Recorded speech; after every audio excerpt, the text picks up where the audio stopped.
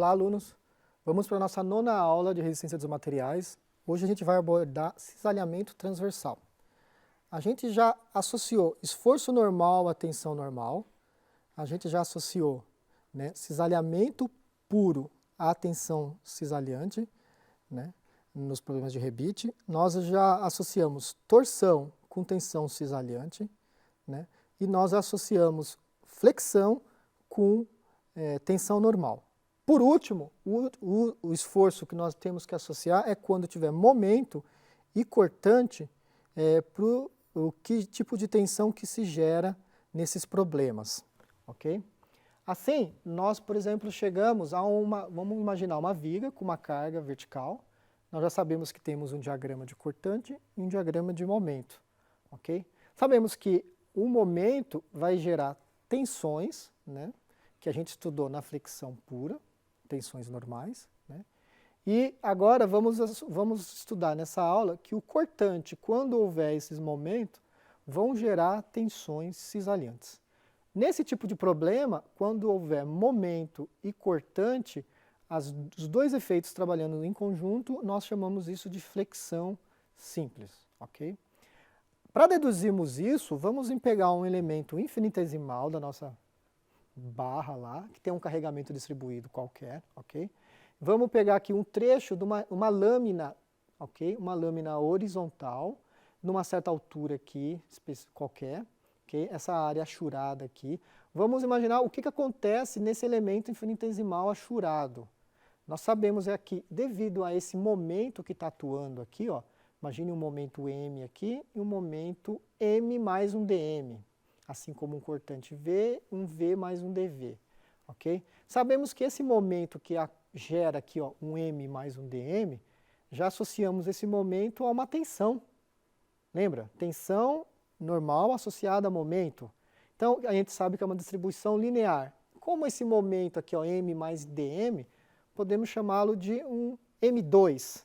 Então, esse M2 vai gerar uma distribuição de tensão nessa região achurada, sigma 2.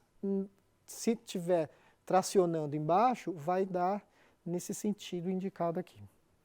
Do lado esquerdo, a mesma premissa. Temos um momento M, vamos dizer que seja um M1, e aí associado à tensão normal, um sigma 1. Imaginando tracionando embaixo, então vai ser nessa face aqui, ó, de trás, vai ser um sigma 1 tracionando a seção. Bem, aí vocês já começam a perceber que se esse M é diferente desse daqui, essa tensão é diferente dessa tensão. Mas esse pequeno elemento aqui, que eu achurei, ele tem que estar em equilíbrio. Então, essa tensão sigma 1 vai gerar uma força 1, no sentido da direita para a esquerda. Esse sigma 2 vai gerar uma força F2 para a direita. F2 não é igual a F1. Então, aqui nessa face superior da região achurada, acaba surgindo necessariamente tensões paralelas ao eixo, tensões que cortam a lâmina, que eu vou chamar de tal, no sentido horizontal, tal horizontal. Então, esses três conjuntos aqui, eles vão estar em equilíbrio. Então, pegando essa pequena parcela e fazendo um somatório de força em x, ó, eu tenho essa expressão, sigma 2 vezes o d de A, a integral, menos sigma 1 d de A na integral, e no sentido da direita para a esquerda, podemos dizer que essa tensão vezes essa área gera uma força para a esquerda. Tensão, a área dessa região, dessa lâmina superior é d de x vezes t. d de x vezes t. Isso tem que estar em equilíbrio estático. Organizando isso daqui, ok? Organizando isso daqui, alguns termos da integral são constantes, né? Os momentos são constantes, chamando de o sigma 1 gera momento dividido por iz vezes y, lembra da aula anterior de flexão pura? A mesma coisa, o sigma 1 gera m1 y iz vezes y. Organizando isso em termos de integral, nós chegamos, e o momento vai ser constante, sai fora do integrando, essa diferença de momento, o iz saiu fora do integrando, no integrando ficou y d de A. E do lado direito da equação, ficamos com a parcela da lâmina lá, o tal H vezes Td de x. Isso é uma diferença de momento, na realidade é a diferença de momento, que é um d de m, né? Diferença de momento. O d de x eu passo para o denominador, então d de m, d de x, ó, a parcela, aí o t eu passo para o denominador e eu tinha o iz. Então eu fiquei com essa parcela aqui, e no integrando y d de a, ok? Isso é igual a minha tensão na horizontal, ok? D de m, d de x, já mostramos que é uma equação de equilíbrio, é o cortante. Então conseguimos relacionar os momentos, as diferenças de momento com o cortante que atua na seção. Então d de m, d de x é o cortante, então finalmente a gente chega nessa expressão. Essa integral aqui, ó, y d de a, é o momento estático que eu calculo na região achurada. É a integral y d de a na região achurada, que então é o nosso momento estático na região achurada. Isso é uma propriedade geométrica. Já mostramos a simetria de tensões cisalhantes. Lembra? Eu mostrei na terceira ou quarta aula que as tensões na horizontal são iguais às tensões na verticais, por simetria cisalhante. Então, essa tensão horizontal aqui é a mesma que vai surgir na vertical aqui, ó. Então, a tensão na vertical é igual à tensão na horizontal, que é igual a um tal, que vai ser dada por essa expressão aqui. Essa expressão é conhecida como equação de Juravsky ou equação de tensões cisalhantes. Para demonstrar que realmente existem tensões nessa lâmina aqui, ó, ao longo dessa lâmina, imagine que nós construímos uma estrutura dividida por várias lâminas do mesmo material, ok? E aplicamos uma força aqui, vertical. Como tem essa força vertical, tem momento e tem cortante. Fisicamente, se vocês fizerem isso com várias réguas sobrepostas e aplicar uma força, você vai ver que entre uma régua e outra, entre uma lâmina e outra, aparece tensões, porque vocês vão ver que vai haver uma tendência de deslocamento horizontal entre essas réguas na horizontal. Essas forças, essas tendências de deslocamento que faz esse efeito aqui fisicamente, é justamente essa tensão horizontal, que é diferentemente de quando você só tiver momento aplicado que gera flexão pura, ok? Aí, a flexão simples se resume a uma dada seção, você ter um momento atuando e um cortante. O momento gera tensão normal e o cortante gera tensão cisalhante, ok? E as duas são a flexão simples. Se você pegar um elemento infinitesimal dentro daquela seção transversal, você então tem a tensão normal, olha aqui, ó, um elemento infinitesimal, tensão normal, e as tensões cisalhantes, ó, esse tal que é dito aqui, yx, é para nós aquele tal h, que é o mesmo que o tal v, que agora eu vou chamar apenas de tal. Então, para um pequeno elemento infinitesimal aqui agora, eu tenho uma composição de tensões. Tensão normal, devido à flexão pura, e uma tensão cisalhante devido ao cortante. Ok? Essa é a fórmula, então, das tensões. E, para uma dada seção, na realidade, ao longo da espessura, essas tensões elas não são constantes matematicamente. Elas variam ao longo, vamos supor, do eixo Z aqui. Só que para quando essa largura for bem menor que essa altura, é válido, bastante salutar, dizer que essa tensão, tanto num ponto aqui, num Z, numa certa posição, como no centro de no eixo aqui ou num outro ponto, são um valor médio. Se essa largura é da ordem de 25% da altura ou menor, isso é bastante fácil de estabelecer como premissa e como um valor médio adequado, ok? Então, e aí? Então, ou seja, temos a fórmula de tensão cisalhante, a fórmula de Juravsky, que é dado por isso, e como que ela se distribui ao longo de da seção transversal. Vamos então mostrar como que isso acontece para uma seção retangular, ok? Dado uma seção retangular de altura h e largura b, Vamos estabelecer nosso eixo em relação ao centro de gravidade, como sempre, y para baixo, z para a direita. Okay? Vamos calcular, então, a tensão cisalhante devido a um cortante V, constante na seção. Vamos calcular num ponto y. Okay?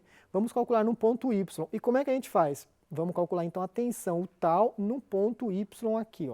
Para isso, vamos gerar, então, a área churada a partir desse ponto y até o final da peça. O final da peça é aqui. Então, a gente estabelece essa área churada como a nossa área de referência e vamos calcular a tensão tal no ponto y. Okay? Para isso, então, a gente precisa do cortante que a gente vai estabelecer que é V, precisa do T. O T vai ser essa largura da minha região achurada, em paralelo a Z.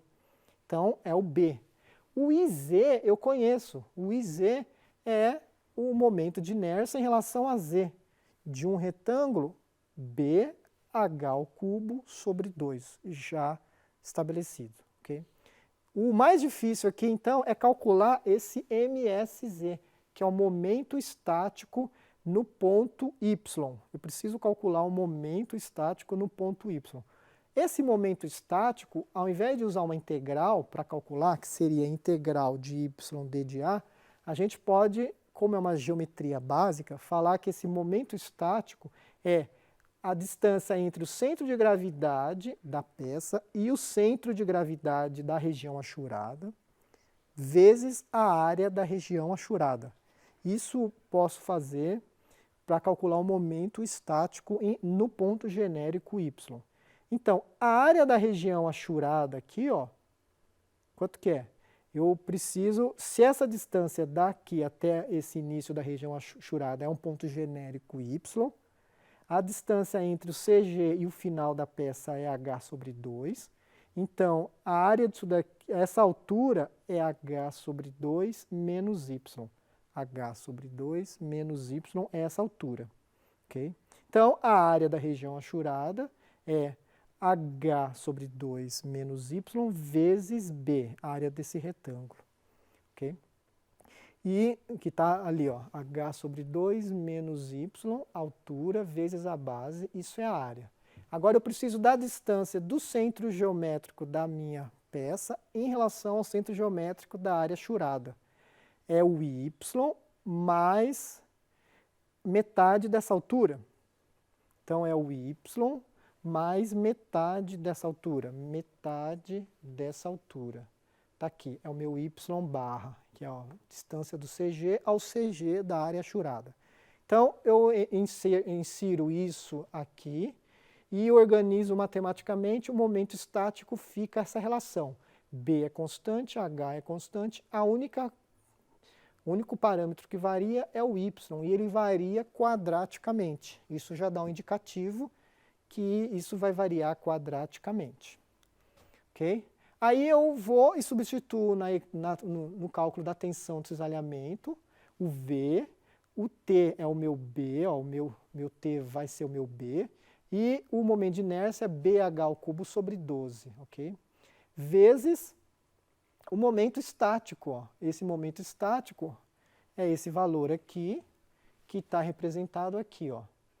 Organizando isso daqui matematicamente, cortando os termos, finalmente a tensão cisalhante num ponto Y aqui, ó, fica assim, relacionado assim, ó. Por inferência, se vocês olharem isso daqui, ou se quiserem usar derivada, vocês conseguem perceber que o maior valor aqui, ó, é quando esse termo aqui é nulo. Se quiser derivar em relação a y, fiquem à vontade, mas por inferência é fácil perceber que a maior tensão cisalhante acontece quando esse termo for zero. Para que esse termo seja zero, o y tem que ser zero. Ou seja, para quando o y for zero, eu tenho o valor máximo, substituindo aqui, ó, a tensão cisalhante para y igual a zero, ou seja, na linha do centro de gravidade, dá o valor máximo, e para a seção retangular, dá 1,5 de V sobre A. E por inferência também, vocês podem ver que se vocês substituírem y igual a h sobre 2, que seria essa fibra aqui ou essa fibra aqui, mais ou menos h sobre 2, né? Vocês vão perceber que a tensão daria nula. cisalhante. Ou seja, o cortante que vai acontecer aqui, ó, nessa direção, nessa seção transversal, o maior valor da tensão cisalhante que vai acontecer é nas fibras próximas ao centro geométrico. Os valores aqui vão ser os maiores e esses valores vão quadraticamente diminuindo, seguindo essa lei, até que nos extremos, nas fibras extremas, dão zero. Então, a distribuição do cortante em termos de tensão cisalhante na seção retangular é parabólica, com valor máximo no centro de gravidade e dessa forma aqui, ó, distribuição cisalhante, onde o valor maior da tensão cisalhante para a seção retangular é dessa ordem aqui. Okay? Aqui está um exemplo onde a gente vai aplicar flexão simples, onde temos aqui, ó, uma barra de madeira apoiada em 2 pontos com umas forças aqui indicadas. Okay? E aí a minha seção, a minha viga aqui, ó, é uma seção de madeira de altura D e largura 90 milímetros. Aí ele fala assim, ó, a tensão normal admissível dessa madeira aí, ó, é 12 megapascal. E a tensão admissível do cisalhamento é 0,82 megapascal.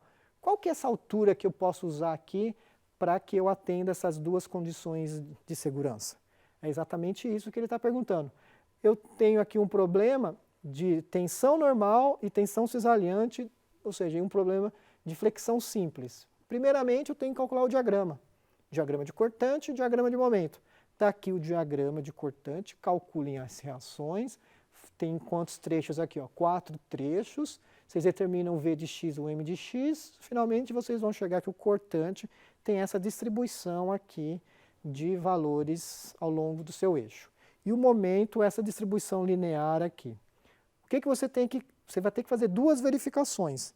Tensões normais e tensões cisalhantes. Tensão normal, eu preciso do meu maior momento.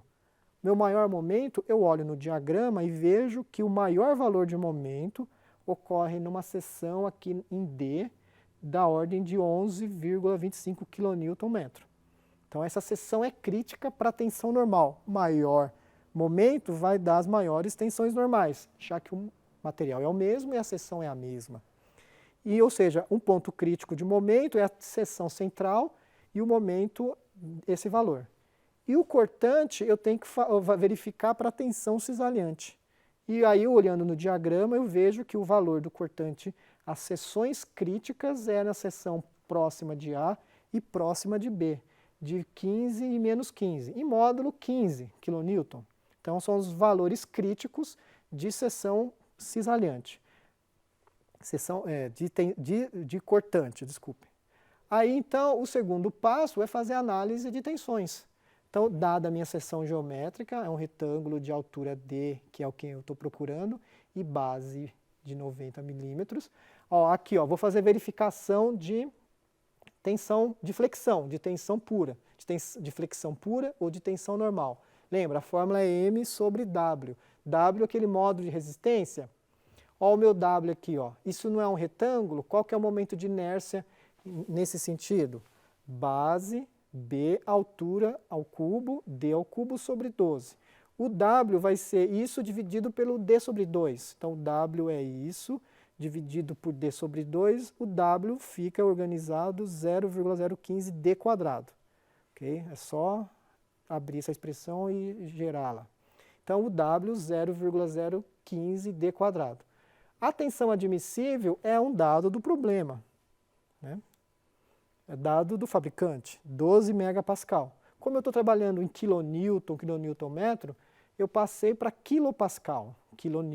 Quilopascal, quilonewton por metro quadrado.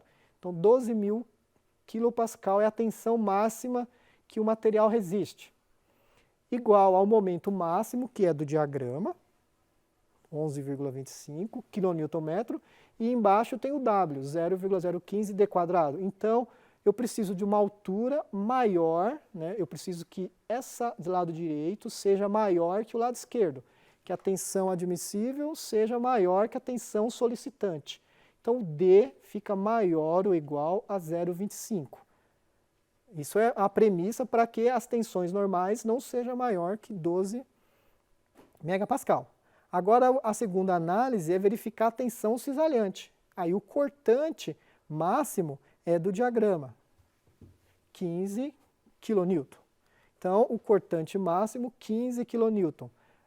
A tensão máxima para a seção retangular, a tensão máxima que ocorre, lembra, a gente deduziu que é 3,5 de V máximo sobre a área.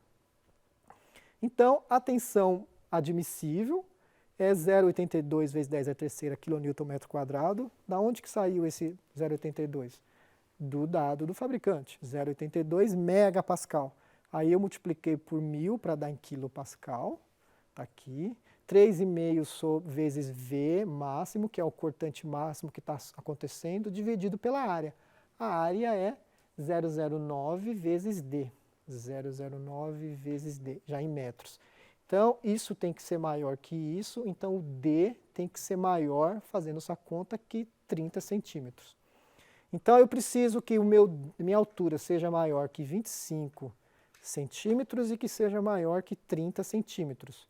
Então, para conseguir estabelecer as duas relações verdadeiras, eu preciso que o meu diâmetro, minha altura, seja maior que 30 centímetros ou 300 milímetros. Então, o menor valor que eu posso usar para atender as duas condições é uma altura de 300 milímetros ou 30 centímetros. Ou seja, eu vou ter uma folga de tensão normal, mas eu vou estar no limite da minha tensão cisalhante. E aí eu atendo as duas condições simultaneamente de segurança. Vou ter um coeficiente de segurança residual aqui, ó, para a tensão normal, mas eu vou estar no limite da verificação de cisalhamento.